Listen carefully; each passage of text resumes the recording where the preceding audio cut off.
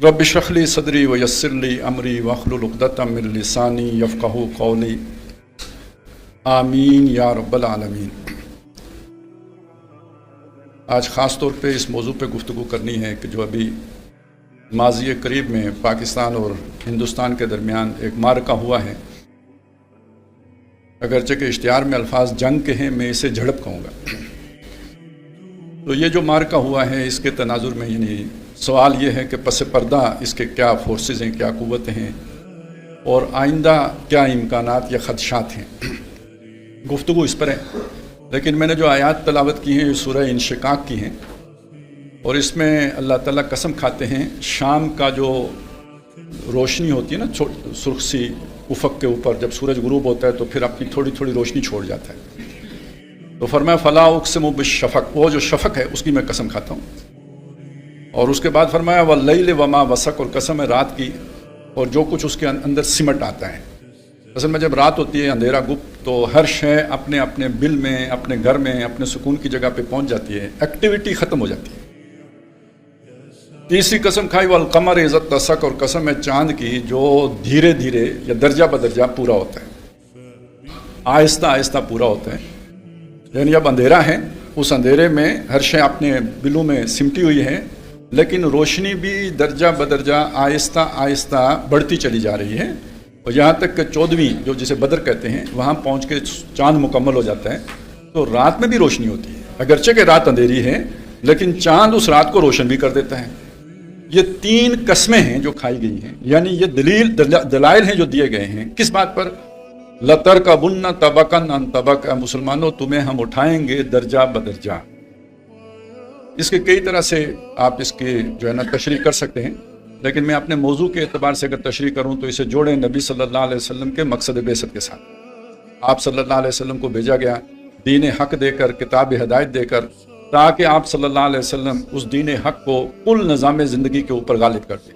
वल्लज़ी अरसल रसूलहु bill हुदा व दीनिल हक़ लियुज़हिरहु अला दीन कुल्लिही वलौ करिहल मुशरिकून। ये जो दीन का गलबा हुआ नबी सल्लल्लाहु अलैहि वसल्लम के दौर में, तो ये तो सूरज की मानिंद हुआ ना, सिराज मुनीर थे नबी सल्लल्लाहु अलैहि वसल्लम, तो ये तो गोया वो हदायत का सूरज तुलू हो गया। अब इसके साथ इसे जोड़ें तो इसका क्या मतलब बना कि ये दिन अपने इख्तिताम को पहुंचेगा और रात छाने से पहले हल्की सी रोशनी बाकी रह जाएगी शफक की, और उसके बाद रात हो जाएगी, यानी गुप अंधेरा छा जाएगा। और फिर जो रोशनी होगी वो सूरज की रोशनी नहीं होगी लेकिन चांद की रोशनी होगी, और ये रोशनी सूरज की तरह एकदम नहीं जगमगा उठेगी, बल्कि ये धीरे धीरे सहज सहज दर्जा बदर्जा आहिस्ता आहिस्ता बुलंद होगी। अब इस मफहूम के साथ जरा तारीख का जायजा ले लें तो नबी सल्लल्लाहु अलैहि वसल्लम का दौर गोया कुरान मजीद का अगर आप कोई परतो देखना चाहते हो तो नबी सल्लल्लाहु अलैहि वसल्लम का दौर है। पूरा उसका अक्स आपको नजर आएगा और जगमगाता नजर आएगा, ऐसा सूरज की तरह यहाँ के काफिर भी मानने पर मजबूर होंगे। वक्त नहीं है, नहीं तो आपको हवाले आप देख सकते हैं। भाई माइकल हार्ट ने हुजूर सल्लल्लाहु अलैहि वसल्लम को सबसे टॉप पे क्यों रखा 100 आदमियों में, और इसी तरह और लोगों ने क्यों आपके जो है ना वो तारीफें की हैं, हालांकि वो मुसलमान नहीं हैं। वजह ये है अज़र मिन अश-शम्स, सूरज की तरह यहाँ है, छुपा सकते नहीं। फिर उसके बाद दौर मुसलमानों ही का है, लेकिन वो जो कहा गया था ना, बदाल इस्लाम गरीबन फसयऊदु कमा बदा, असल इस्लाम जो शुरू हुआ तो अजनबी था, अनकरीब लौट के फिर अजनबी हो जाएगा। तो ये मुसलमानों ही के दौर में आहिस्ता आहिस्ता वो जो जगमगाता सूरज था वो उसकी जो है ना जवाल का आगाज हो गया, लिदुलू की शम्स, और वो इला गसकिल लैल हो गया। फिर एक वक्त आया उसकी बस शफक बाकी रह गई। लेकिन उसके बाद ये जो रात का दौर है, ये कौन सा दौर है? ये वो दौर है जब ये मगरबी अकवाम का गलबा हुआ है, जिसे आजकल हम कहते हैं बेखुदा तहजीब।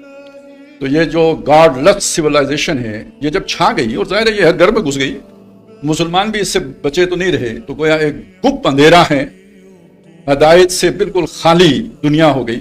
हम रुखसत हुए और उन्हें संभाली दुनिया, फिर न कहना हुई तौहीद से खाली दुनिया, एक ये कैफियत हो गई। अब इसमें वो शख्सियात जिन्होंने उठकर उस इल्म की यानी ईमान की शमा फिर रोशन की है, उनका अपना एक काम है। मैं उसकी तो गहराई में भी नहीं जा सकता, तफसील में नहीं जा सकता, सिर्फ इशारा कर रहा हूँ। अगर आपने डॉक्टर इसार अहमद रहमतुल्लाह अलैह की बातें सुनी हों तो वो एक 400 साल तारीख का जिक्र किया करते हैं, और ख़ास तौर पे बर्रे अजीम पाक व हिंद का जिक्र करते हैं कि मुजद्दिदीन का जो 400 साल दौर है। तो ये मुजद्दिद अल-अफ़सानी से लेकर बड़ी बड़ी शख्सियात आप ज़हन में लेके आएँ, वो अब्दुल हक मुहद्दिस देलवी हों, وہ حضرت شاہ ولی اللہ رحمۃ اللہ علیہ ہوں، اس کے بعد جو مختلف تحریکیں اٹھی ہیں، تحریک شہیدین ہو، تحریک تبلیغی جماعت، تحریک جماعت اسلامی، یہ مختلف آپ ان سب کو، علامہ اقبال اور یہ تبلیغی جماعت، یہ سارا آپ اگر جوڑیں تو اس کے جو مجموعی اثرات ہیں گویا یہ آپ کہیں گے کہ جیسے چاند کی روشنی ہوتی ہے. اس رسالت کے مقابلے میں تو چاند کی روشنی ہے لیکن ہے روشنی. اور اس کو اگر آپ سمجھیں نا، یہ لترکبن طبقا عن طبق، تو یہ آپ کے لیے کلید، یعنی جو کی ہوتی ہے نا، جیسے ماسٹر کی ہوتی ہے، وہ کام کرے گی سورہ کہف. اس میں جو مختلف واقعات ہیں ان کو ذہن میں لے کے آئیں کہ جب یہ رات پوری طرح چھا گئی تو گویا اسلام اصحاب کہف کی طرح صرف غاروں میں رہ گئے، مین سٹریم میں باقی نہیں بچا. پھر جب یہ شخصیات اٹھی ہیں جن کے میں نے نام لیے، تو انہوں نے تو پھر آنکھوں میں آنکھیں ڈال کے بات کی ہے نا. تو وہ واقعہ آتا ہے سورہ کہف میں، وَاضْرِبْ لَهُم مَثَلَ الرَّجُلَيْنِ جَعَلْنَا لِأَحَدِهِمَا جَنَّتَيْنِ مِنْ أَعْنَابٍ وَخَفَفْنَاهُمَا بِنَخْلٍ وَجَعَلْنَا بَيْنَهُمَا زَرْعًا. یہ جو اب وہ ایک شخص ہے، غریب آدمی ہے، جیسے دنیا میں آج مسلمان جو ہے نا ان کی کوئی سے نہیں رہی، تو اسی طرح اس کی بھی کوئی سے نہیں تھی، کوئی سٹیٹس نہیں تھا اس کا. اور وہ ایک امیر کبیر آدمی کی آنکھوں میں آنکھیں ڈال کے کہتا ہے فَعَسَىٰ رَبِّي أَن يُؤْتِيَنِي خَيْرًا مِّن جَنَّتِكَ وَيُرْسِلَ عَلَيْهَا حُسْبَانًا مِّنَ السَّمَاءِ فَتُصْبِحَ صَعِيدًا زَلَقًا. تو مجھے تو تمہارے باغ سے کوئی تمہاری عظمت نظر نہیں آتی، اور مجھے لگتا ہے، امید ہے اپنے رب سے، تیرے باغ سے بہتر مجھے دے دے گا اور تیرے باغ کو تباہ و برباد کر دے گا. اب یہ دیکھیں، یہ بالکل وہ جیسے اقبال نے کہا تھا نا کہ تمہاری تہذیب اپنے خنجر سے آپ خودکشی کرے گی، جو شاخ نازک پہ آشیانہ بنے گا ناپائیدار ہوگا. تو جو اعتماد علامہ اقبال کا ہے، وہ اعتماد آپ کو قرآن مجید کے اس کریکٹر کے اندر نظر آئے گا کہ تمہارا باغ تباہ ہوگا، میرا باغ جو ہے نا وہ ابھرے گا. تو یہ سٹیپ 2 ہے، یعنی رات کے بعد روشنی کی طرف یہ دوسرا قدم ہے.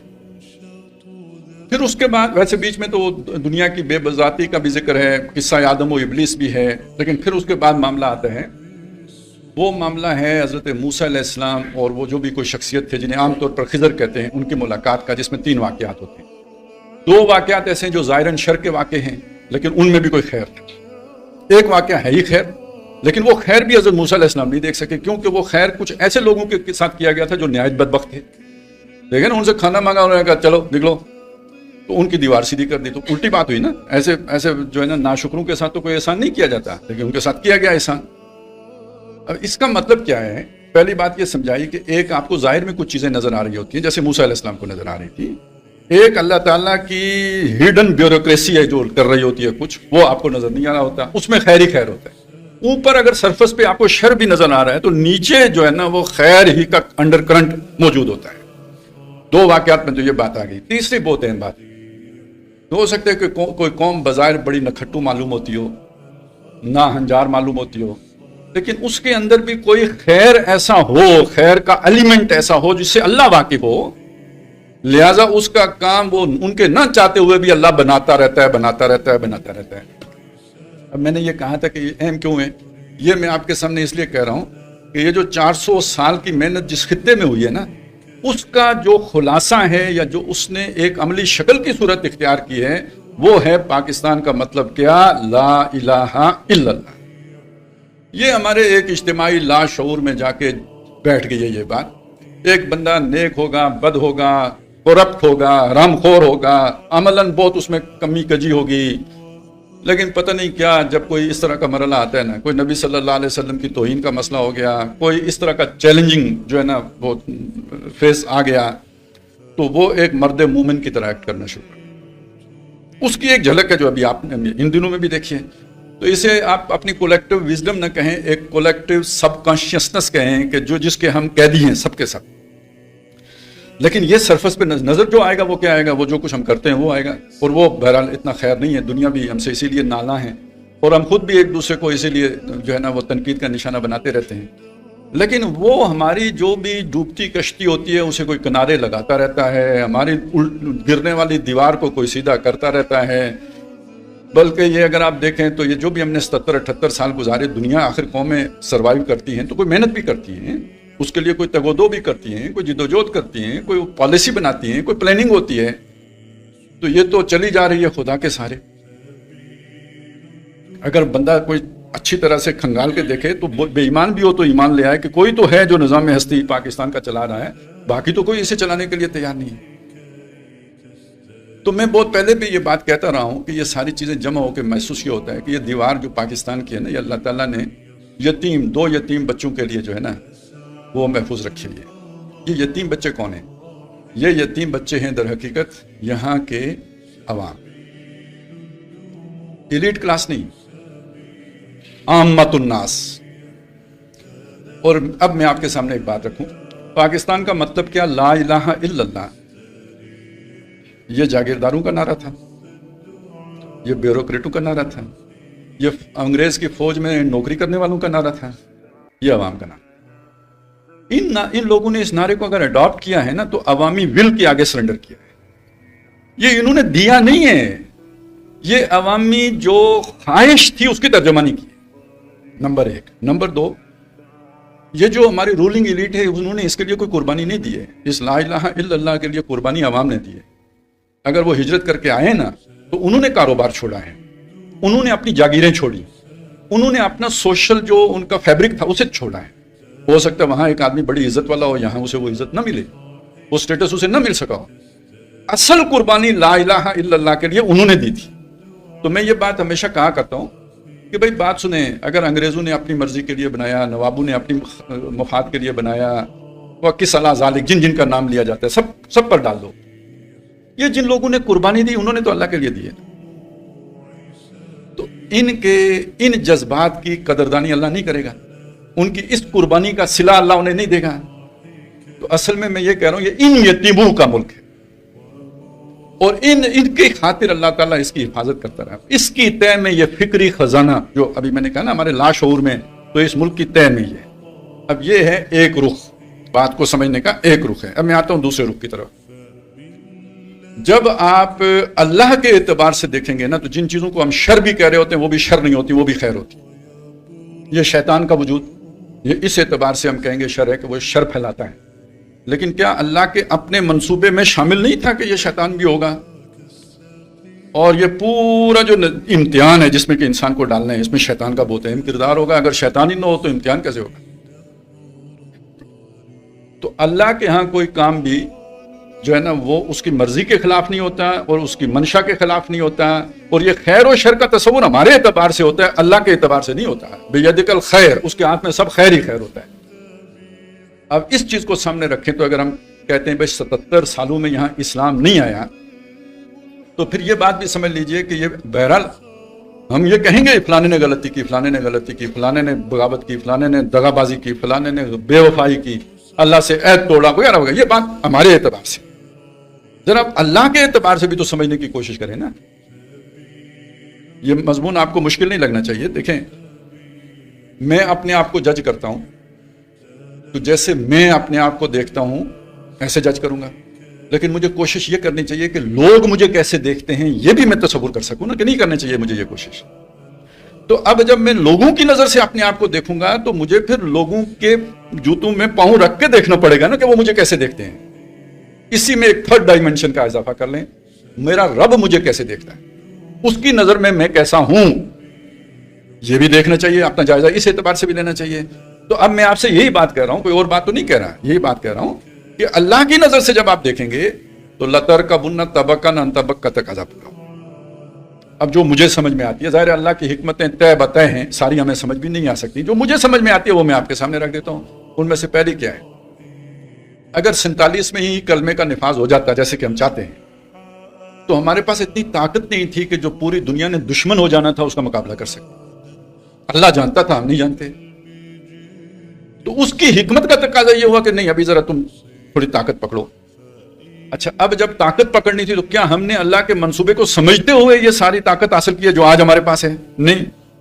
تو اس کے لیے آپ سورہ یوسف کو سامنے رکھیں کہ اللہ کا منصوبہ تھا یوسف نے مصر جانا ہے، اس منصوبے پر اللہ نے عمل کیسے کرایا؟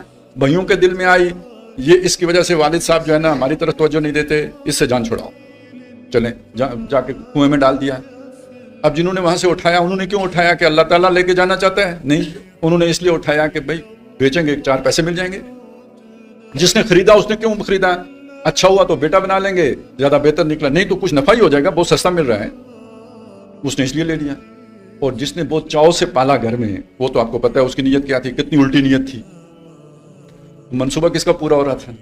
اللہ کا. تو جب اللہ کوئی پروجیکٹ لے کے چلتا ہے نا تو ان اللہ لطیف لما یشاء، وہ بہت باریک بینی سے اسے بڑے سیٹل طریقے سے لے کے چلتا ہے. ہر ایک اپنے مفاد کے تحت لگا رہتا ہے، لیکن منصوبہ کس کا پورا ہو رہا ہوتا ہے؟ اللہ کا ہو رہا ہوتا ہے. اور آخری وقت میں اب اس کو، یعنی یہ ایک مشکل مثال ہے، بڑا لمبا سفر ہے، اس کو ذرا آسان کیجئے. موسیٰ علیہ السلام پہ لے کے آئیے. فرعون نے پالا پوسا بڑا کیا، جب طاقتور ہو گیا تو اب اللہ نے کہا جا فرعون کو سمجھا.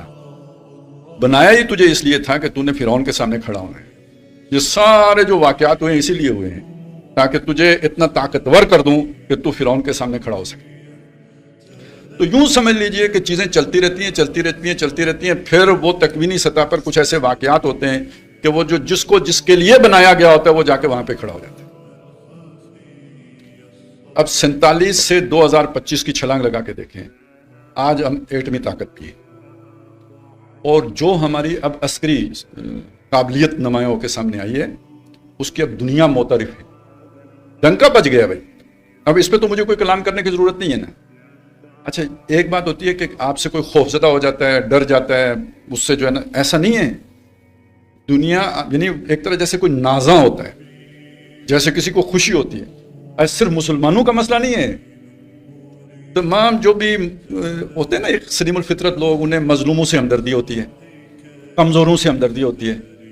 تو اس طرح کے جتنے لوگ ہیں، خواہ انگریز ہوں، خواہ جو ہے نا وہ کسی اور مسلک مذہب نسل سے تعلق رکھتے ہوں، یہ وہ کہتے ہیں یار یہ انڈیا کے ساتھ اچھا ہو، یہ جو ٹھکائی ہوئی ہے نا وہ ٹھیک ہوا. تو مجھے یاد آ گیا ایک واقعہ، آپ میں سے شاید جو لوگ 50 سے اوپر ہوں گے انہیں ضرور یاد ہوگا. کہاں ارجنٹینا اور کہاں برطانیہ، ہمارا ان سے کیا لینا دینا، لیکن یہ کہ کسی معاملے میں ان کا پھڈا ہو گیا تھا. تو برطانیہ نے، سلطنت برطانیہ نے ارجنٹینا کا محاصرہ کرنے کا پروگرام نیا، شپ وغیرہ بھیجے.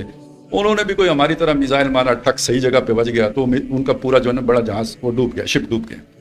تو پوری دنیا میں ارجنٹینا کی اسی طرح واہ واہ ہو گئی. تو ہم بھی خوش تھے کہ برطانیہ کو مار پڑی ہے، بہت اچھا ہوا ہے. حالانکہ ہمارے لیے دونوں جو ہے نا کوئی ہمارے سگے نہیں تھے، لیکن یہ جو کمزور ہوتا ہے نا اس کے ساتھ ایک ہمدردی کا ایلیمنٹ شامل ہو جاتا ہے. تو چونکہ برطانیہ طاقتور تھا، ارجنٹینا ایک کمزور ملک تھا، چڑھائی برطانیہ نے کی تھی، تو اس لیے سارے لوگ ارجنٹینا کی طرف جو ہے وہ ایک ہمدردی رکھتے تھے. یہ والا فیکٹر اس وقت دنیا میں پاکستان کی خاطر ہے. اس طرح کی اپرچونٹیز جو ہے نا یہ گاڈ گفٹڈ ہے. میں جو بات آپ کے سامنے رکھنا چاہتا ہوں نا، اللہ کے منصوبے کو سمجھیں. اس منصوبے کے لیے یہ میں نے جو آیتیں آپ کو سنائی تھی، ہمارا یقین ہے کہ دنیا کے خاتمے سے پہلے کل روح ارضی پر اللہ کے دین نے غالب ہونا ہے. اب غالب ہونا ہے تو کوئی بازو بھی تو چاہیے نا. کوئی جو ہے نا وہ داؤد ہو جو آ کے جالوت کو قتل کرے، اس کے پاس کوئی گوپیا بھی ہوگا تو کرے گا نا. وہ سورہ فاتحہ پڑھ کے شف کر کے تو نہیں قتل کر سکتا، گوپیا سے مارے گا. تو آپ کے سامنے جو عالم اسلام اس وقت موجود ہے اس میں پاکستان کو اللہ تعالیٰ نے یہ مقام دیا ہے. اور اب آپ دنیا ایک بدلتی ہوئی دنیا دیکھیں گے، خاص طور پہ مسلم ورلڈ. ایک اعتماد بڑھے گا اس کی طرف، اور آپ کو نظر بھی آنا شروع ہو گیا ہے. اس سے کتنے اور ممالک کو حوصلہ پیدا ہوا ہے. ترکی ہے، آذربائیجان ہے، اور آپ دیکھیں گے ایران اور افغانستان کو بھی فرق پڑے گا، عربوں کو بھی فرق پڑے گا. یہ تو ایک سائیڈ ہے جو میں نے آپ کے سامنے رکھ دی. دوسری طرف اب آئیے کہ پس منظر میں کیا ہے. یہ جنگ عالمی اسباب میں یہ سارا کیا ہے. تو ایک بات جان لیجئے، یہ جو ہمارا پوٹینشیل ہے نا، جو ابھی میں نے آپ کے سامنے بیان کیا، اس سے میں اور آپ ناواقف تھے، ہمارے حکمران ناواقف تھے، ہمارے سوچنے سمجھنے والے پالیسی ساز، فیصلہ ساز ناواقف تھے. اس سے یہودی ناواقف نہیں تھے. یہ 1967 کا واقعہ ہے، آن دا ریکارڈ بات ہے، یہ کوئی سازشی تھیوری نہیں ہے. بن گوریان جو ہے وہ بہت ان کا سمجھے قائد اعظم ہے. کس کا؟ اسرائیل کا. وہ ان کا بابا بہت بڑا، اور 67 میں اس نے عربوں کے مقابلے میں جنگ جیتی. گویا اب طے ہو گیا تھا کہ عرب جو ہیں وہ اسرائیل کا مقابلہ نہیں کر سکتے. تو انہوں نے جشن منایا فرانس میں، اور وہاں پہ بن گوریان نے یہ تقریر کی اور اس نے یہ بات کہی کہ ہمیں عربوں سے کوئی خطرہ نہیں ہے. پوری مسلم دنیا میں ہمارے لیے سب سے زیادہ خطرناک ملک جس سے ہمیں خطرہ ہے وہ پاکستان ہے. اور اس کی وجہ اس وقت ابھی دیکھیں آپ، پیٹ میں طاقت نہیں ہے. اس وقت ابھی یہ میزائل وغیرہ کا کوئی تصور نہیں ہے. اس نے دو جو چیزیں بیان کی وہ کیا تھی؟ ایک اس کی نظریاتی اساس، کیا؟ لا الہ الا اللہ. اور دوسرا، اچھا ہم اس لا الہ الا اللہ کو کوئی اہمیت نہیں دیتے، بن گوریان اہمیت دے رہا ہے. اور دوسرا اس کی عسکری طاقت. اس وقت کی بھی فوج انہیں کھلتی تھی، اور اگر وہاں پہ بیٹھ کے وہ اعلان کر رہا ہے تو اس کا یہ مطلب نہیں کہ اسے اس دن معلوم ہوا ہے، یہ معلوم تو پہلے سے. وہ بتا رہا ہے کہ ہمارے اصل میں وہ کیا کہہ رہا ہے، 2 دشمن تھے، ایک کا ہم نے صفایا کر دیا، لیکن وہ دوسرا بھی موجود ہے، اس سے غافل نہیں ہونا. اب گویا ہم نے اس پر فوکس کرنا ہے. اب آپ دیکھیں اس کے بعد پھر ہوا کیا. ایوب خان بھی ایک ماشاء اللہ جو وہ ایڈمنسٹریٹر تھے، انہوں نے بھی کوئی اپنی طرف سے پاکستان کی ترقی کے کوئی منصوبے بنائے. ہوتا پتہ کیا ہے، آپ یہ نہ کہیں کہ کوئی کسی کا ایجنٹ ہوتا ہے. میں آپ کو ایک بات آپ کے سامنے رکھوں، اسی طرح ہوتا ہے. آدم علیہ السلام کے ساتھ کیا ہوا تھا جنت میں؟ شیطان نے آ کے کیا کیا تھا؟ اس نے یہ کہا تھا کہ تم میرے ساتھ دوستی کر لو، میں شیطان ہوں اور میں تمہیں دنیا جنت بنا کے دوں گا، یہ کہا تھا. اس نے کہا تھا دیکھیں آپ بہت نیک آدمی ہیں، میں آپ کو نیکی کا راستہ بتاتا ہوں، آپ فرشتے بن جائیں گے. میری بات تو مانیں، آپ فرشتے بنیں گے، آپ کو دائمی زندگی مل جائے گی، بادشاہت مل جائے گی، آپ بہت ترقی کرو گے. یہ سپنے دکھائے جاتے ہیں. اگر آدم علیہ السلام کو دکھائے گئے تھے تو آپ سمجھیں طریقہ یہ ہے. قرآن مجید نے یہ کہانیاں نہیں سکھائی ہیں، یہ ہمیں طریقہ بتایا کہ شیطان کیسے ورگلاتا ہے. تو جو شیطان کے دوست ہیں وہ بھی یہی کرتے ہیں. تو اب ان کو بھی بہت سی اس طرح کی چیزیں بتائی گئی ہوں گی، پالیسیاں. ظاہر ہے ان کا وزیر خزانہ بھی تو باہر ہی سے آیا تھا نا، شعیب نام تھا شاید، تو وہ بھی ورلڈ بینک سے ہی آئے تھے. یہ عجیب بات ہے، ان کا وزیر خزانہ بھی ورلڈ بینک سے آیا تھا. اچھا یہ محبوب الحق صاحب ہوتے تھے، وہ بھی کہیں باہر ہی سے آئے تھے.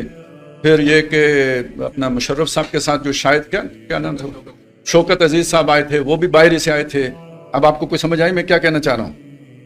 تو یہ ایک بس بیچ میں آ جاتا ہے جو ہمیں ایک جو ہے نا ایک سبز باغ دکھانے کے لیے، تو وہ پھر وہ پالیسیاں آ جاتی ہیں.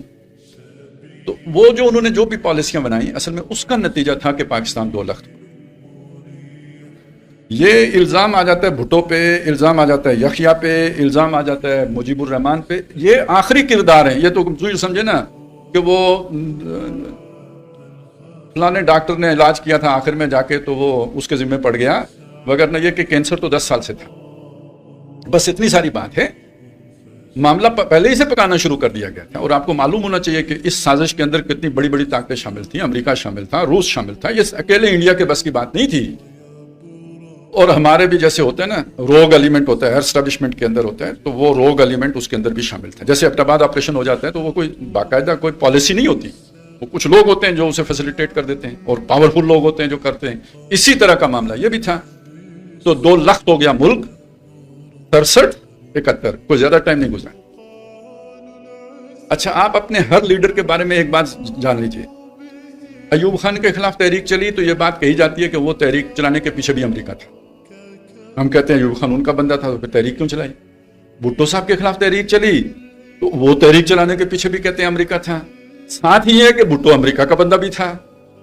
ضیاء الحق صاحب نے جنگ کس کی لڑی جی افغانستان میں؟ امریکہ کی لڑی. ضیاء الحق کو مروایا کس نے؟ امریکہ نے. اسی طرح پرویز مشرف نے 9/11 کے بعد خدمت ساری کس کی؟ امریکہ کی. اور کیانی صاحب کے ذریعے پرویز مشرف کو اتروایا کس نے؟ امریکہ نے. یہ کیا کہانی ہے؟ اس کہانی کو سمجھیں، ساری اسی کہانی کے اندر ہے. اس کا مطلب یہ ہے یہ جتنے آپ کے لیڈر تھے یہ ان کی بھی مانتے تھے اور اپنی بھی کرتے تھے. جتنی ان کی مانتے تھے تو وہ منوا لیتے تھے، انہیں پتا ہوتا تھا یہ اندر سے کیا کر رہے ہیں. جب وہ اپنی کرنے پہ آتے تھے اس وقت ان کا کام ختم کر دیتے. اگر یہ آپ کو یوں سمجھ لیں کہ فرض کریں ہمارے آج کل جتنے بھی یہ مجاہدین جو لوگ کہلاتے ہیں، آخر کہیں سے فنڈز آتے ہیں تو یہ تنظیمیں چلتی ہیں نا. یہ گولے بارود کو یہ سستا تو نہیں ملتا. تو فرض کریں انڈیا دے رہا ہے، فرض کریں اسرائیل دے رہا ہے، فرض کریں امریکہ کیوں دے رہا ہے؟ وہ ان کے لیے دے رہے ہیں کہ تم اسلام لاؤ، یا کہ اپنے کسی مقصد کے لیے دے رہے ہیں؟ تو ان کا اپنا مقصد ہے، ان کا اپنا مقصد ہے. یہ لیتے بھی اسی لیے ہیں کہ وہ دیتے ہیں اپنے مقصد کے لیے، ہم اپنے مقصد کے لیے استعمال کرتے ہیں. لیکن یہ کہ جو کھلاتا ہے پلاتا ہے آخر بازی اس کی ہوتی ہے. پھر وہ کوئی نہ کوئی الزام لگا کے صاف بھی کر دیتا ہے. یہ ہوتا رہا ہے سب کے ساتھ.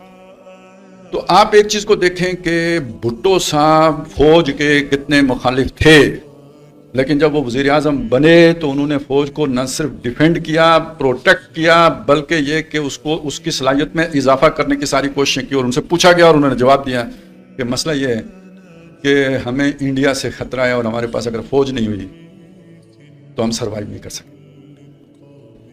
تو یہ بات اب دیکھیں ادھر اسرائیل کے اعتبار سے دیکھیں تو وہ فوج کا مخالف ہے، لیکن جو آپ کا وزیر اعظم ہے وہ باوجود فوج کی مخالفت کے، یعنی اس کے دل میں مخالفت ہے لیکن ملک کی خاطر سمجھتا ہے کہ فوج اگر نہیں ہوئی تو ہمارا کام نہیں چلے.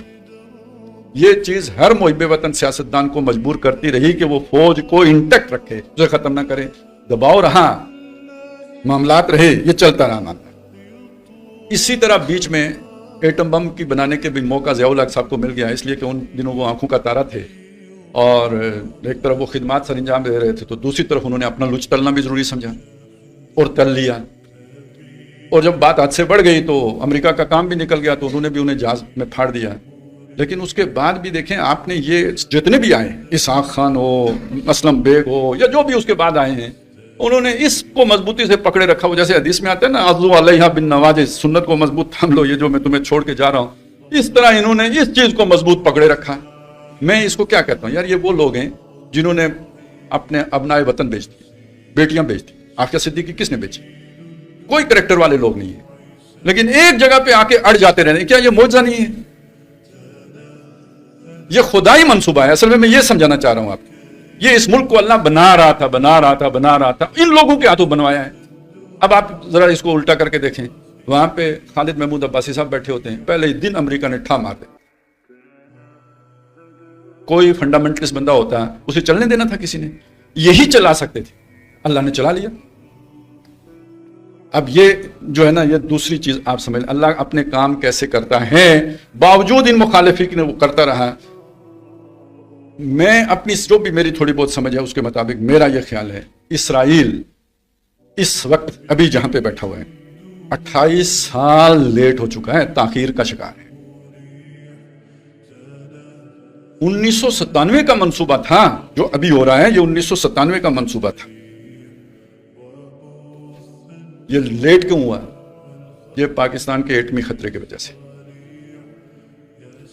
اس وجہ آپ ابھی بھی جا کے پرانے وہ دیکھیں نا، 1998 میں جو انڈیا نے ایٹمی دھماکے کی، اسے کیا پاگل کتے نے کاٹا تھا کہ اس نے دھماکے کی؟ کیا ضرورت تھی دھماکے کرنے کی؟ کوئی ضرورت نہیں. صرف پاکستان کو چیک کرنے کے لیے، ٹیسٹ کرنے کے لیے وہ کام ہوا. اور یہ جیسے بہت مشکل کام تھا، پاکستان نے دھماکے کر لیے، ہو گئے، اللہ نے کیا، ریکگنائز ہو گئی ایک چیز. تو جو کام انہوں نے 97 میں کرنا تھا وہ اس وجہ سے مؤخر تھا، جب دھماکے ہو گئے تو مزید مؤخر ہو گیا. اب اس کے بعد آپ کو نہیں اندازہ ہوگا، بہت ساری چیزیں ہوئی ہیں. اس میں ایک یہ بھی تھا کہ کیپ کر دو، اسے ریورس کر دو، پھر اور کچھ نہیں تو اس کے اوپر ابھی جو وہ جو اس نے کہا نا، وزیر دفاع انڈیا کا جو ہے، اس نے کہا نا کہ اس کو جو بین الاقوامی ایجنسی ہے یہ ایٹمی، اس کے تابع ہونا چاہیے. یہ اس وقت بھی باتیں آئی تھیں، یہ سارا کچھ پوری مطلب اس کے لیے محنتیں ہوئی تھی، پروجیکٹ تھے، لانچ کیے گئے تھے، پھر تحریکیں اٹھی اس کے خلاف، تب وہ سائن نہیں ہوئے تھے. اور اسی میں ایک چیز کو یہ بھی آپ اس میں اضافہ کر لیں، ایک چیز اور بھی ہے، بڑی باریک وارداتیں ہوتی ہیں. اس زمانے میں یہ بات چلی تھی کہ پاکستان یہ سائن کر لے کہ بھائی فرسٹ اسٹرائک نہیں کروں گا. انڈیا نے سائن کر دی، انہوں نے کہا ہم کرتے ہیں. انڈیا کو مسئلہ نہیں تھا فرسٹ اسٹرائک پہ سائن کرنے کا، میں نہیں کروں گا، کیونکہ وہ روایتی جنگ میں ہم سے بالاتر تھا. تو ہمارا تو ڈیٹرنس بنتا ہی تب ہے جب ہم فرسٹ اسٹرائک کرنے کا حق اپنے پاس محفوظ رکھیں. تو ایک مطالبہ فرض کریں امریکہ سے آیا کہ بھائی دونوں ملک فرسٹ اسٹرائک نہ کرنے کا معاہدہ کر لو. کتنا بیلنس بات ہے، بادشاہ عادل کی طرف سے کتنا عادلانہ فرمان جاری ہوا ہے. لیکن یہ کہ وہ جو کمزور ہے وہ تو مارا جائے گا. اس وقت یہ ہمت بھی کی کہ نہیں، امریکی دباؤ برداشت کیا اور فرسٹ اسٹرائک کے حوالے سے جو ہے نا سگنیٹری پاکستان نہیں بنا، انڈیا بن گیا. وہ علیحدہ بات ہے کہ انڈیا کو معاہدے پورے کرنے کی کیا ضرورت ہے، اس سے کون پوچھے گا، لاڈلوں سے کون پوچھتا ہے.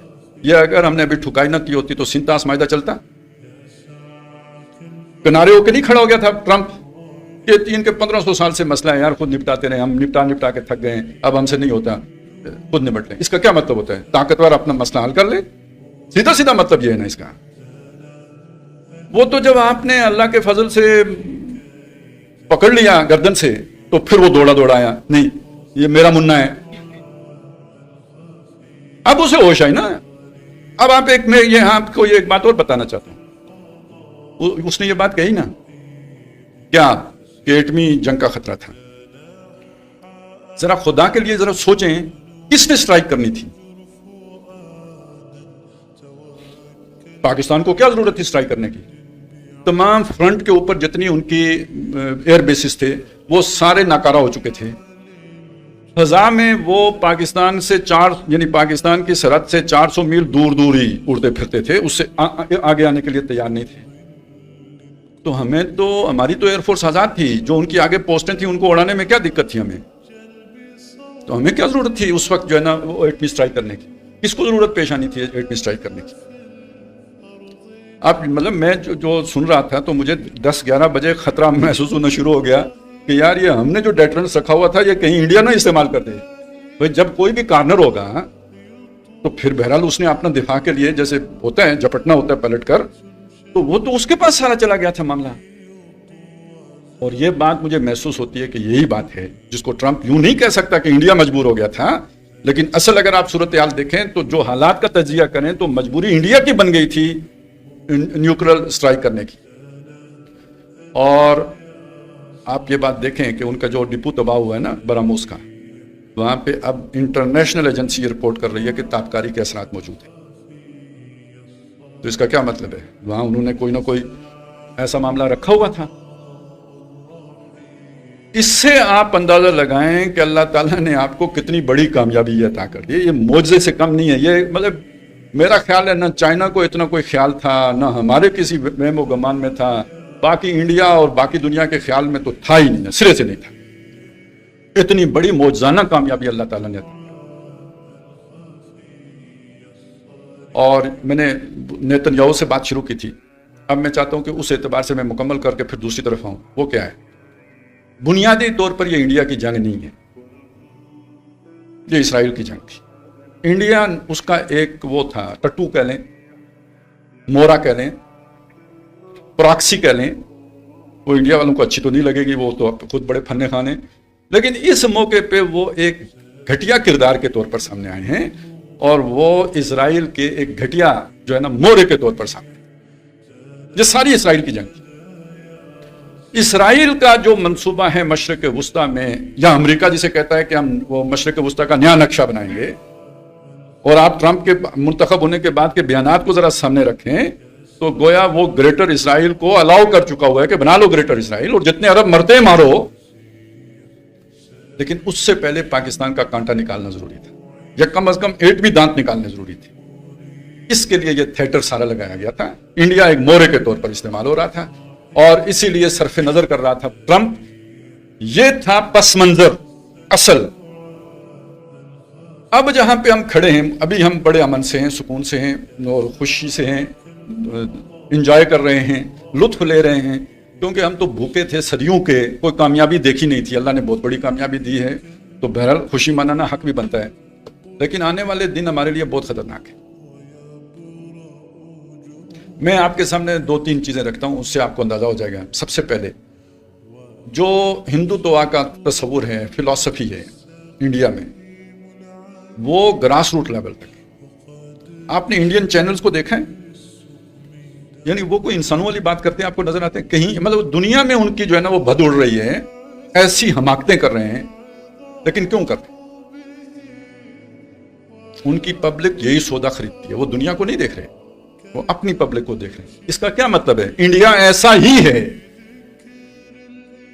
ان کی عوام کے یہی جذبات ہیں، اور اس عوام کو ابھی دھوکہ دیا گیا ہے کہ ہم جنگ جیت گئے ہیں، ہم نے دہشت گرد مار دیے ہیں، ہم نے پاکستان کے ایئر بیس تباہ کر دیے ہیں، ہم نے ان کی نیوکلیر سائٹ جو ہے وہ اڑا دی ہے، ہم نے یہ کر دیا، ہم نے وہ کر دیا. اس لیے لیکن یہ کہ آہستہ آہستہ تو چیزیں کھل کے سامنے آ رہی ہیں. اب وہ اس سے جو مایوسی پیدا ہوگی، پریشر کس پہ پیدا پڑے گا؟ گورنمنٹ پہ. ایک بات. دوسری بات، مودی کا اقتدار ڈواڈول ہوگا تو کون اپنا اقتدار چھوڑنا ہے؟ یہاں ہمارے ملک میں کئی جنگیں اس لیے شروع ہو گئیں کہ اپنے اقتدار کو طوالت دینی تھی. دوسرا مسئلہ. تیسرا مسئلہ، آپ انڈین فوج کے اعتبار سے بھی دیکھیں، جو سبکی اس کی ہوئی ہے.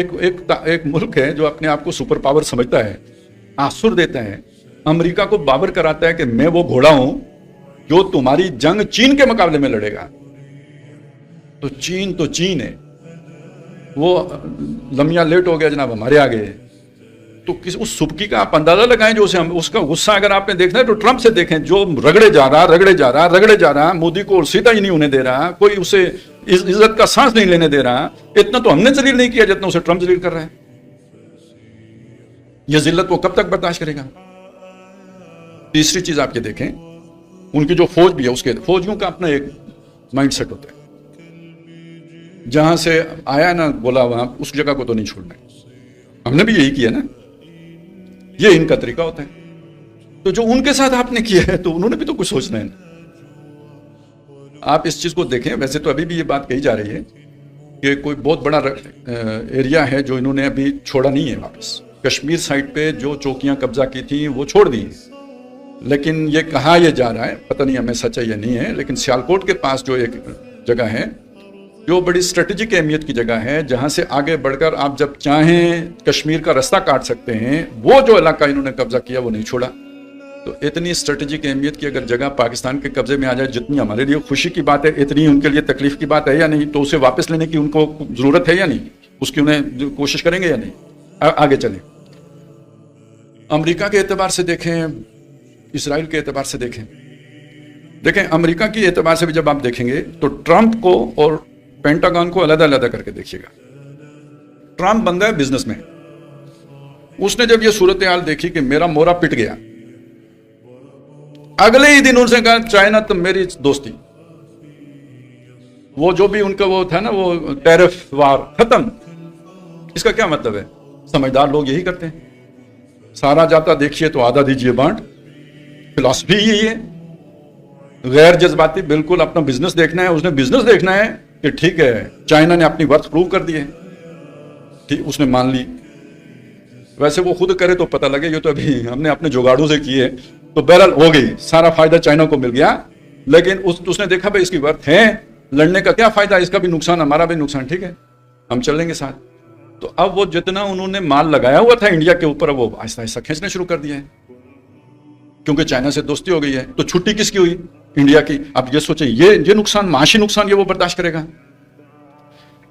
تو یہ جو امریکہ، یہ تو ہے ٹرمپ کی سوچ، پینٹاگون کی سوچ وہ ہے جو اسرائیل کی سوچ ہے، وہ پوری طرح اس کے ساتھ ہلائی ہوگا۔ ابھی ٹرمپ نے تھوڑا سا اسرائیل کا وہ دکھا کے نا تو کیسے عربوں سے مال نہیں اٹھائے، اور جب عربوں سے مال مل گیا ہے تو اسرائیل گیا ہی نہیں، گھوم پھر کے واپس، اور اب ادھر جا کے کوئی پتہ نہیں اس کا وہ آزاد فلسطینی ریاست کا اعلان کرتا پھرے، اگر وہ زندگی مل گئی اسے، کوئی نیا 9/11 نہ ہو گیا، تو کیونکہ اس معاملے میں وہاں کی اسٹیبلشمنٹ آن بورڈ نہیں ہے، وہ نہیں چاہتے تھے یہ منتخب بھی ہو گیا۔ اسی طرح کا معاملہ اب بھی چل رہا ہے، اور سب سے بڑی وہاں پہ طاقت اسرائیل کی ہے، اور اسرائیل اگر نہیں چاہتا یہ سب کچھ ہو تو پھر ٹرمپ کی زندگی واقعی خطرے میں۔ لہذا ٹرمپ کے اقدامات کو اتنا سنجیدہ ابھی نہ دیکھیں، ابھی ان کو میچور ہونے میں بہت سارا دیر ہے، many slips between the cup and the lips. لیکن دوسری طرف آپ یہ سوچیں کہ اسرائیل کب یہ برداشت کرے گا کہ مزید لیٹ ہو؟ میں نے آپ کو کتنا بتایا کتنا لیٹ ہے، 28 سال لیٹ ہے، اور ادھر چائنا ایک ابھرتی ہوئی طاقت ہے، وہ اس کی دوستی ساری امریکہ کے ساتھ تھی، یہ ایک نیا جو شفٹ آ رہا ہے، اگر یہ آ گیا تو پھر اسرائیل کے منصوبے آگے چلتے ہیں یا نہیں چلتے، ایک نیا سوال یا نشان ہے۔ ٹائم اس کے پاس بہت تھوڑا رہے گا، اس تھوڑے وقت میں ہی اس نے اپنا گریٹر اسرائیل کا جو پلان ہے وہ ایگزیکیوٹ کرنا ہے، اور اس کے لیے پاکستان کو نیوٹرلائز کرنا بہت ضروری ہے، جو انڈیا کر سکتا ہے۔ لہذا اس کا شدید ترین خطرہ موجود ہے کہ انڈیا دوبارہ شرارت کرے گا۔ جو میں نے پہلے بھی یہ بات کہی ہے، میں نہیں جانتا، اس وقت تو ابھی بالکل نئی بات ہوئی تھی کہ یہ 3 گھنٹے کے بعد ہوگا یا 3 دن کے بعد ہوگا یا 3 مہینوں کے بعد، 3 ہفتوں کے بعد ہوگا یا 3 سالوں کے بعد، لیکن وہ 3 سال ویسے ہی میں نے روا روی میں کہہ دیے تھے، یہ اتنا لمبا کام نہیں ہے، یہ لازماً ہونا ہے اور بہت جلد ہونا ہے، یہ مہینوں کی کہانی ہے، سال بھی مشکل کی بات۔ تو یہ ایک بیچ میں جو وقفہ آیا ہے یہ اپنی صف بندی کے لیے ہے، نئی صف بندی۔ اب آپ سمجھے کہ میں نے کیوں کہا تھا یہ ایک جھڑپ ہے، یہ ایک بیٹل ہے، یہ وار جو ہماری جاری ہے، اس وار کا ایک یوں سمجھے کہ ایک جھڑپ ہے جو یہاں پہ، یا بیٹل ہے جو ہم نے لڑی ہے، جنگ ابھی جاری ہے، وہ نہیں ختم ہوئی۔ اور اب اگر جنگ ہوتی ہے اور جو اس وقت انڈیا کی پوزیشن ہے تو اس بات کا شدید ترین امکان ہے کہ وہ اپنا آخری وار سب سے پہلے کرے۔ تو اب آپ سوچیں کہ کتنی بڑی تباہی ہمارے سر پہ کھڑی ہے، اور اگر فرض کریں یہ نہیں تو پھر کم از کم جو روایتی جنگ ہے اس میں بھی تو وہ کوئی تیاری کر کے آئے گا نا، یہ سب کسی کو نیوٹرل جو ہوا ہے اس کے برعکس تیاری کر کے آئے گا، تو پھر بھی ٹکراؤ کتنا شدید ہوگا۔ لہٰذا یہ نہ سمجھیں کہ یہ جنگ ختم ہو گئی ہے، جنگ ابھی جاری ہے، خدشات ابھی موجود ہیں۔ اس میں اپس اینڈ ڈاؤنس بھی آئیں گے، کبھی تیری باری کبھی میری باری. ابھی ہمیں اللہ نے فتح دے دی تو ہو سکتا ہے اگلے مرحلے میں کوئی ہمارا نقصان ہو جائے، واللہ عالم، اللہ نہ کرے لیکن ہو سکتا ہے. تیار سب کے لیے رہنا ہے. کیوں؟ آخری غلبہ ہمارا ہے، آخری فتح اسلام کی ہے اور آخری فتح مسلمانوں کی ہے. یہ اللہ نے جو یہ سارا آپ کو جو یہاں تک پہنچایا نا، تو کسی مقصد کے لیے پہنچایا. اب میں کچھ تھوڑی سی چند باتیں اپنی آپ کے سامنے عرض کروں جو پچھلے 6-7 سالوں کی. 2020-21 میں یہ محسوس ہو رہا تھا کہ پاکستان سروائیو نہیں کر سکتا. سارے منصوبے حرف بار ان کے قدم ان کے بتائے ہوئے انداز میں آگے بڑھ رہے تھے. اور یہ سفر 20 سال کا ہو گیا تھا. یہ یو ٹرن سے یہ سفر شروع ہوتا ہے زوال کا، اسلام سے دوری کا، اور کمزور ہونے کا، اور ساکھ کے برباد ہونے کا. یہ پرویز مشرف کے یو ٹرن سے شروع ہوتا ہے اور 2020-21 میں آ کے ڈیفالٹ کے قریب پہنچ گیا. اور جب آپ کا آرمی چیف یہ بات کہہ دے کہ ہمارے تو ٹینکوں میں تیل ہی نہیں ہے، تو اس کا مطلب یہ ہے کہ سودا ہو گیا ہے. صاف مطلب یہ ہے کہ سودا ہو گیا ہے، کیونکہ یہ جھوٹ ہے کہ تیل نہیں ہے. لیکن یہ جھوٹ کیوں بولا جا رہا ہے؟ ذہن سازی کے لیے. یہ معیشت کیوں کمزور ہے؟ تاکہ ہم نہیں لڑ سکتے. یہ بتایا جا سکے ہماری معیشت ہی نہیں ہے، کیسے لڑیں گے؟ نہیں لڑ سکتے. حالانکہ دنیا کی طاقتور قوموں کی معیشت جب کمزور ہوتی ہے وہ کوئی جنگ مول لیتے ہیں، اس سے معیشت بہتر ہوتی ہے. ابھی آپ نے دیکھا ہماری معیشت بہتر ہوئی ہے یا نہیں بہتر ہوئی؟ بہتر ہوتی ہے معیشت. یہ تو اربا ہوتا ہے، آپ مرنے لگے ہیں، جنگ چھیڑتے ہیں. تو یہ کہ یا پھر تم بھی نہیں، ہم تو ڈوبے ہیں صنم، تم کو بھی لے ڈوبیں گے. یا یہ کہ پھر تکا لگ جائے صحیح والا تو آپ کھڑے ہو جاتے ہیں، جیسے ہمارا لگ گیا فلوک اور اب چل سو چل. تو یہ بات آپ سمجھ لیجئے کہ جب آپ کا چیف آف آرمی سٹاف یہ کہہ رہا ہو تو اس کا صاف مطلب یہ ہے کہ چھٹی. اور یہ ہم نے پھر دینا تھا. یہ وہ جی ہم چلیں، کچھ قرضہ اتر جائے گا تو ایٹم بم رکھ لیا، ہم نے کیا کرنا ہے. کشمیر کا مسئلہ بھی تو اب حل ہو ہی گیا نا، انڈیا نے لے لیا، تو اب اسی کا جھگڑا تھا وہ ختم ہو گیا. تو معاشی ترقی کرتے ہیں، کھائیں پیئیں عیاشی کریں، یورپ بنائیں، تو یہ بیچ دیتے ہیں، قرضہ سارا اتر جائے گا. تو میرا خیال ہے بہت سے لوگ یہ کہتے ہیں کہ بھائی بالکل ٹھیک ہے، کر دینا چاہیے. ایک ڈیفنس ہاؤسنگ سوسائٹی اور بن جائے گی. وہ تو یہی سوچ لے کے چل رہے تھے. یہ جو اچانک دیکھیں اس کے لیے الفاظ کیا استعمال ہوئے؟ Regime change. رجیم چینج کا کیا مطلب ہوتا ہے؟ یہ حکومت کی تبدیلی کو تو رجیم چینج نہیں کہتے. آج صبح ایک صاحب کا فون آیا لاہور سے، تو وہ تھوڑا ان کا کوئی تعلق خاطر تھا، جو پرانے ریٹائرڈ آدمی ہیں لیکن یہ کہ جو اب حاضر سروس ہیں، گویا یوں سمجھے ان کے بیچ میٹ ہیں، اکٹھے پڑھے لکھے. تو وہ بتا رہے تھے ایک بات کو، اس سے آپ سمجھیں. انہوں نے کہا جی اس وقت آپ کے جتنے بھی کی پوسٹوں پہ لوگ ہیں نا، ان میں سے کوئی وومنائزر نہیں ہے. یہ زانی شرابی لوگ نہیں ہیں. باقی آپ نے دیکھا جناب، آپ کے آپریشن کا نام بنیان مرصوص تھا، وہ انڈیا بیچاروں والوں سے لیا ہی نہیں جاتا. پہلا سرپرائز ان کے لیے یہ تھا کہ لیں، تلفظ کیسے کریں اسے. پہلے بصیرہ میں آئیں، تجوید پڑھیں، پھر بنیان مرصوص کہیں، ٹھیک ہے. تو اور یہ جو بتایا یہ جاتا ہے کہ وہ صبح کی نماز چیف صاحب نے خود پڑھائی ہے اور سورہ صف پڑھی ہے. یہ پاکستان میں یار ہم تو سوچ بھی، یہاں سورہ اخلاص کسی کو نہیں آتی. صحیح بات ہے، 3-4 بندے سیاستدان پڑھے، کم از کم 2 کا تو مجھے پتا ہے، انہوں نے پڑھنے کی کوشش کی، نہیں پڑھ سکے. وہاں بندہ آپ کا جو اس لیول کا آدمی، حالانکہ یہ جو مغربی تہذیب ہے نا، یہ ہمارے سیاستدانوں میں اتنی نہیں رچی بسی جتنی ہمارے آرمی آفیسرز کے اندر رچی بسی ہوتی. اور جو ہائی رینکس پہ چلے جاتے ہیں، جو جرنل کلب کا حصہ، وہ تو پھر تو وہاں پہ یہ اس طرح کے، یہ ہے رجیم چینج. آپ کو سمجھ آئی رجیم چینج کا مطلب کیا ہوا ہے؟ اور یہ آپ دوبارہ یہ آپ چیف آف آرمی سٹاف کی زبان سے سنیں 2 قومی نظریہ، اور ISSPR والے سے سنیں والمغیرات صبح، اور آپ یہ سنیں کہ ہماری فوج کا ماٹو ہے ایمان تقوی جہاد، اور اسلام ہماری جو ہے نا وہ رگو پے میں صلاحیت کی. یہ قیامت ہے بھائی، یہ رجیم چینج ہے. اب آپ کو سمجھ آئی؟ باقی یہ کہ میں ذرا تھوڑا اس کو اس طرح اس لیے کہہ رہا ہوں کہ میں نے اس پہ بہت باتیں سنی. جب یہ بنے ہیں حافظ صاحب تو میں نے تب سے کہا یار کوئی نظر آتی ہے روشنی. اس سے مطلب بہت سے لوگوں کو غلط فہمی ہوئی کہ پتہ نہیں میرے کچھ لگتے ہیں، میرے کچھ نہیں لگتے. میں نے کبھی دیکھے بھی نہیں ہیں، مطلب آمنے سامنے کبھی نہیں دیکھے ہیں.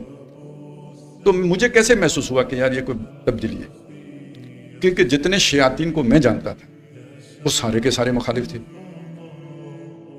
وہ آٹے کے اسمگلر ہوں یا ہیروئن کے اسمگلر ہوں یا اسلحے کے اسمگلر یا کرنسی کے اسمگلر ہوں، سارے مخالف۔ وہ قبضہ گروپ ہوں، مختلف زمینوں کے پر قبضہ کرنے والے ہوں یا ٹھیکیدار ہوں یا جو کچھ بھی، وہ سارے مخالف۔ جتنے لڑکیاں سپلائی کرنے والے بڑے افسروں کو، وہ سارے مخالف۔ جتنے اس طرح کے جو ہے نا وہ دلال میڈیا والے، وہ سارے مخالف۔ اپنے سارے جرنیل مخالف۔ تو اس سے آج سمجھ میں تو آتی ہے نا کہ یہ توپیں ساری جس طرف ہیں، آخر کچھ تو اس میں ہے نا۔ پھر یہ کہ انڈیا کو بھی اتنی کبھی اس سے پہلے تکلیف نہیں ہوئی۔ پہلی دفعہ آرمی چیف کے تعین کے اوپر انڈیا کو بھی بیان دینا پڑا کہ یہ بندہ ٹھیک نہیں ہے، اور ابھی تک آپ نے دیکھا کہ اسی کے اوپر فوکس کیا ہوا ہے۔ وہ آخری جو انہوں نے لاہور فتح کیا تھا، اسلام آباد بھی فتح کر کے، تو گرفتار صرف ایک بندے کو کیا ہے، عاصم منیر کو۔ دل برباد کی حسرتیں دیکھیں آپ کہ وہ گرفتار صرف ایک بندے کو کرنے کے لیے آئے تھے۔ تو یہ اچھا، پاکستان کا ایٹمی پروگرام امریکہ کی نظر میں ہمیشہ محفوظ ہاتھوں میں رہا۔ آپ کو پتہ ہے اس بات کا؟ پاکستان کا ایٹمی پروگرام محفوظ ہاتھوں میں۔ یہ بیان کون دیتا تھا؟ امریکہ۔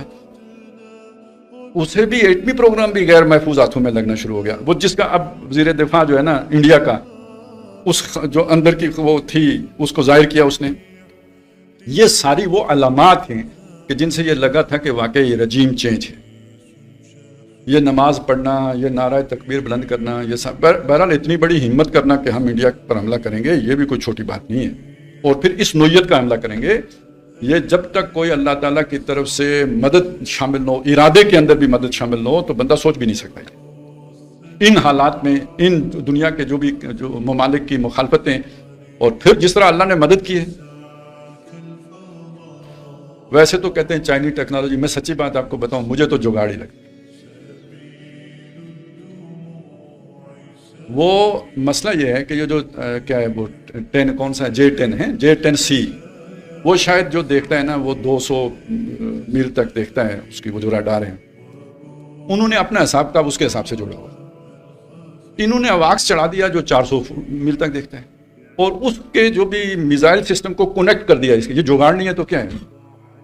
یہ تو ہم جاپانی گاڑی لا کے اس کے ساتھ یہی کرتے ہیں، کمانیاں اپنی ڈال دیتے ہیں، حصے اپنے ڈال دیتے ہیں، اور وہ جو ادھر سے وہ پاس کر کے بھیجتے ہیں، جناب یہ 20 ٹن اٹھائے گی، ہم 60 ٹن چڑھا دیتے ہیں۔ وہی ہوا ہے۔ یہ چائنی استعمال کریں گے جس دن میں اس دن کہوں گا ٹیکنالوجی ہے۔ پاکستانی تو آپ کو پتہ ہے ہمارے پاس تو ٹیکنالوجی ایک ہی ہے، جگاڑ۔ تو یہ بتانا اس لیے ضروری ہے کہ اگر چائنا نے مزید ترقی کرنی ہے تو استعمال کے لیے ہمیں دے۔ خود جس دن اس نے استعمال کیا اس کی بھی ساری جو ہے نا وہ پہلے ہی اتر جائے گی اس کی ترقی کی۔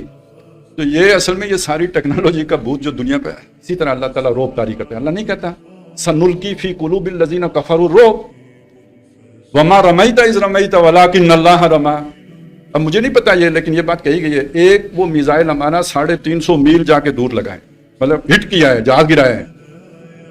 یہ تو میزائل کی بھی استطاعت نہیں تھی، اس کے مطلب جو بھی تھا وہ کوئی 200-250 تک ہوتا ہے، تو 350 جا کے بجیا ٹھک۔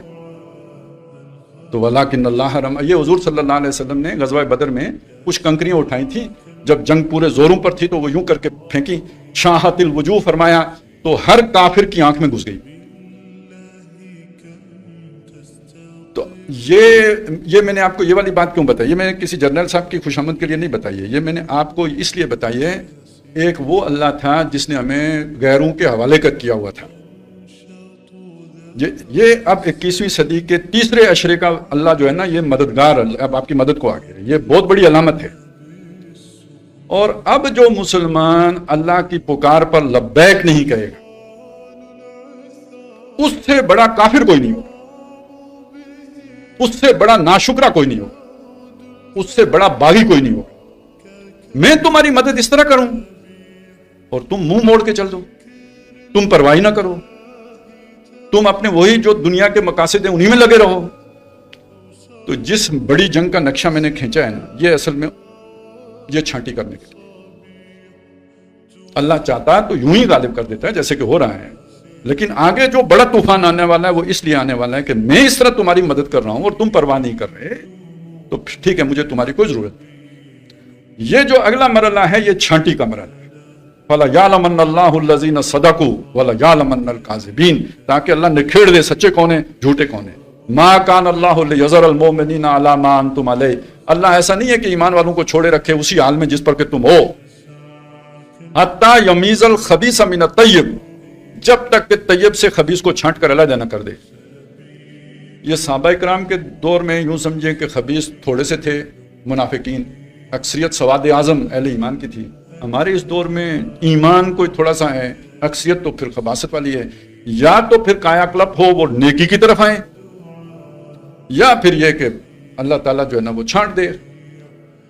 نیکی کی طرف آنے کی بھی توفیق ہوگی بہتوں کو ہوگی، انہی حالات سے ہوگی، اور جو نکمے ہیں بیکار ہیں وہ پھر یہ کہ اس جنگ میں کام آ جائیں گے۔ علامہ اقبال کا ایک شعر ہے، اسی پہ میں بات ختم کرتا ہوں، وہ اس ساری صورتحال کو بیان کرتا ہے، ہمارے لیے بھی ایک لائے عمل جو ہے نا وہ سامنے آتا ہے۔ فرماتے ہیں اس دور میں سب مٹ جائیں گے، ہاں باقی وہ رہ جائے گا جو قائم اپنی راہ پہ ہے اور پکا اپنی ہٹ کا ہے۔ ویسے یہ جو نظم ہے بڑی وہ مزاحیہ سی، تو پہلا شعر ہے اس کا کہ ہم مشرق کے مسکینوں کا دل مغرب میں جا اٹکا ہے، وہاں کنٹر سب بلوری ہیں یہاں ایک پرانا مٹکا ہے۔ تو کوالٹی لائف، برین ڈرین، یہ کیوں؟ یہ مشرق کے مسکین احساس کمتری کے مارے، ان کا دل وہاں نظر چمک جو ہے نا وہاں کی نظر کو خیرہ کرتی ہے چمک تہذیب حاضر کی، اس پہ جا کے مرتے ہیں یہ۔ ہم مشرق کے مسکینوں کا دل مغرب میں جا اٹکا ہے، وہاں بڑی رنگینیاں ہیں، بڑی کوالٹی لائف ہے، یہاں ایک پرانا مٹکا ہے، پرانی وہ لا الہ الا اللہ، یہ پرانی بات ہے نا، سب کہتے ہیں نا دقیانوسی، مسلمانوں کو بھی دقیانوس سمجھتے ہیں، اپنے بھی سمجھتے ہیں۔ اس میں اب آگے جا کے وہ یہ پیشن گوئی کرتے ہیں کہ جو اس کے ساتھ جڑا ہوگا وہی بچے گا، سب مٹ جائیں گے۔ تو اب فیصلہ ہم نے کرنا ہے سروائیول کا یا مٹنے کا۔ اس کا طریقہ یہ ہے کلمے سے جڑے، اس کے تقاضے پورے کریں۔ پہلے تو صرف نعرہ تھا نا، اب اس کا تقاضا ہے جو سامنے آ گیا وہ پورا کرنا پڑے گا۔ الہ کا مطلب ہے اسے اپنا رب مان کر، آقا مان کر، حاکم مان کر اس کی تابعداری اختیار کرنا، انفرادی زندگی میں بھی اجتماعی طور پر بھی۔ انفرادی زندگی میں کلی اطاعت اللہ کے احکام کی جائے، اور اجتماعی زندگی میں اس کا نظام غالب کیا جائے۔ جب اس کا نظام اللہ کی حدود قائم کی جاتی ہیں کتنی برکتیں ہوتی ہیں۔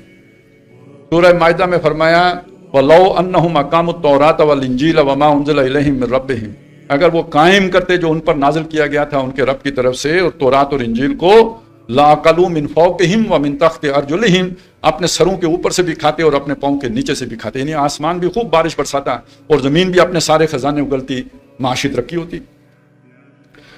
اور اسی سورہ مائدہ میں آگے جا کے فرمایا کہ ان اہل کتاب سے کہہ دو لستم علی شیء، تم کسی شے پر نہیں ہو، یعنی اللہ کی کوئی مدد تمہارے ساتھ نہیں ہے، حتی تقیموا التوراۃ والانجیل وما انزل الیکم من ربکم، جب تک تم تورات کو اور انجیل کو جو تم پر نازل کیا گیا تمہارے رب کی طرف سے اسے قائم نہیں کرتے تھے، اس پر عمل نہیں کرتے، اسے نافذ نہیں کرتے، کوئی حیثیت نہیں ہے تمہارے رب کے ساتھ۔ ایک طرف وہ بات میں نے کہی تھی، دیکھیں بیکار قوم تھی، اس کی دیوار اللہ سیدھی کرتا رہا، یہ ملک اللہ نے برقرار رکھا۔ اب اس جگہ پہ آ گئے ہیں کہ اب فیصلہ کن مرحلہ ہے، اور جو اس فیصلہ کن مرحلے پر اس کے تقاضے پورے کرے گا، یعنی نیک بنے گا، اللہ کا تابعدار بنے گا، حق ادا کرے گا تقویٰ کا، تو پھر اگلا دور کون سا ہے؟ ذوالقرنین کا۔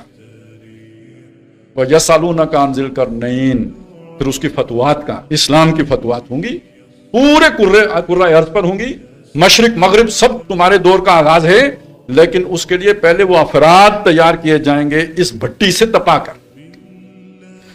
تو اب سروائیول اصل میں اس کے ساتھ ہے۔ ملک یقیناً اپنا کردار ادا کرے گا، لیکن میرا اور آپ کا بھی ایک کردار ہے، ہمیں اپنی اس کے لیے تیاری کرنی ہے، اور وہ جو تیاری ہے اس کے لیے بھی ایک جو ہے نا ترتیب بھی بتائی گئی ہے، قُوا أَنفُسَكُمْ وَأَهْلِيكُمْ نَارًا، اپنے آپ کو بھی بچاؤ، اپنے گھر والوں کو بھی بچاؤ۔